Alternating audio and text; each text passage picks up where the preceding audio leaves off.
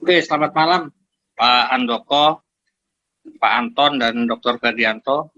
Juga salam buat Pak Malam Jangan. Pak. Begini, saya yang pertama saya ingin testimoni untuk diri sendiri, di mana awal mula saya uh, percaya, yakin dengan ITERA ini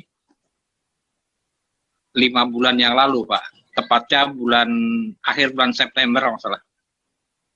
Itu saya ditawari istri untuk ITERA ini. Kemudian saya orangnya nggak percayaan. Kebetulan saat itu saya sedang sakit GERD, asam lambung. Nah, kemudian saya iseng, saya coba terapi. Waktu itu saya belum tahu titik-titiknya. Hanya saja saya memang dasarnya terapis.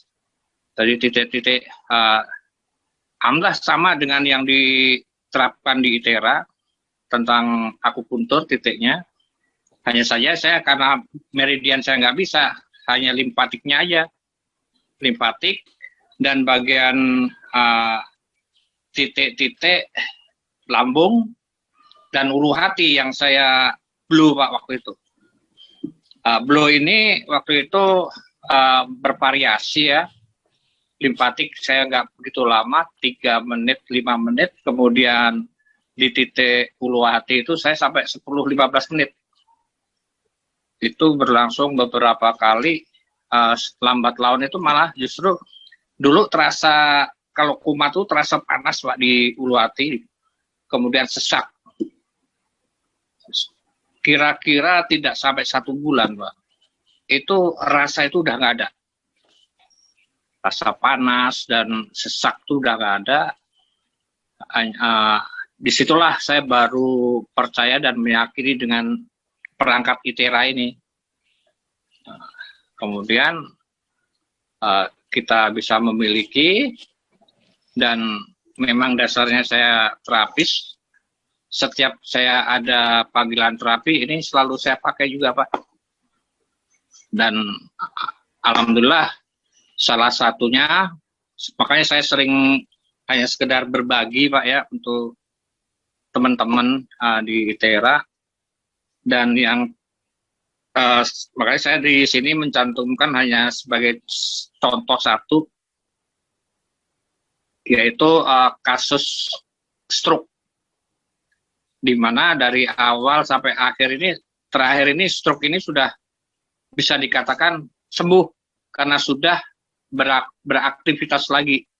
Ini terjadi kepada Kang Dedi Setiadi,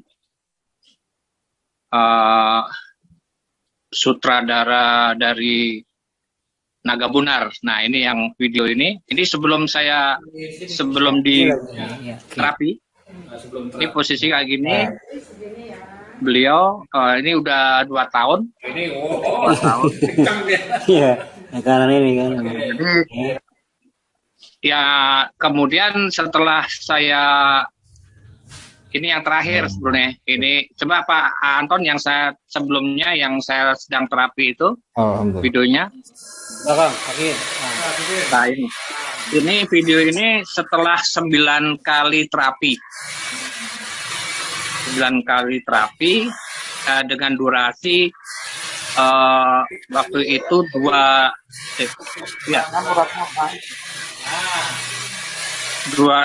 selama 30 menit lamanya.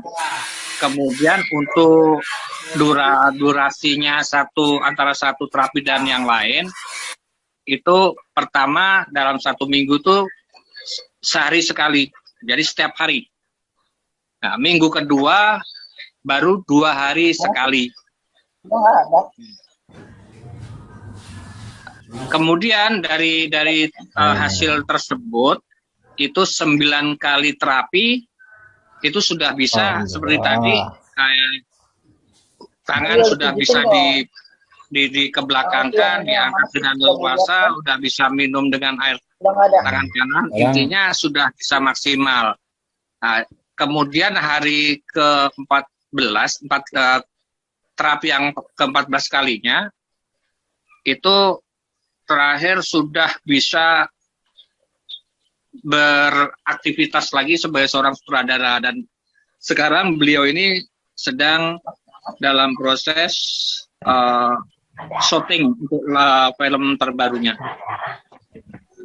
Semua dari jarak tempat saya itu memang lumayan. Beliau ini tinggalnya di Depok, sementara saya di Bekasi. Jadi intinya dengan ITERA beserta izin Allah, beliau ini bisa sembuh dari stroke sehingga bisa beraktivitas kembali.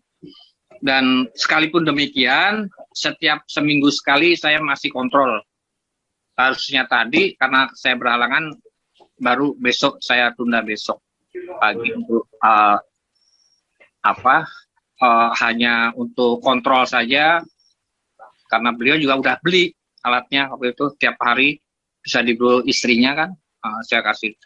Intinya demikian, Pak Doko juga Pak Anton juga teman-teman, bahwasanya apapun kita harus melakukan dengan sabar, dengan teliti dan jangan ragu. Apalagi saat sedang terapi, jangan pernah ragu saat sedang terapi, karena keraguan kita justru akan membuat pasien kita ragu. Itu hanya saran saya. Tentang glukoma tadi perlu saya tambahkan, benar yang dikatakan Pak Chandra, bahwasanya glukoma ini bisa membuat kebutaan.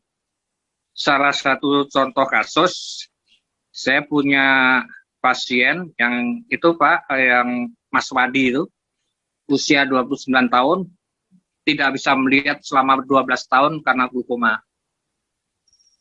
Kabar terakhir kemarin saya belum waktu saya mau ke sana minggu kemarin, dihalangi karena kebanjiran, rumahnya di Harapan Indah. Dan Mas Wandi ini ternyata sedang ngepel, Pak. Sedang ngepel.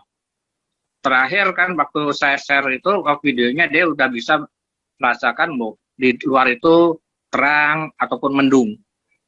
Itu saya tanpa obat. Hanya pakai ITERA Care aja. Seperti yang beberapa kali saya sampaikan di grup untuk sharing saja, bahwasanya yaitu kita harus benar-benar fokus kepada pasien kita, jangan berpikiran tentang hal lain kecuali gimana cara kita untuk bisa pasien ini bisa sembuh. Itu yang utama, Pak. Contoh-contoh hal ini memang kita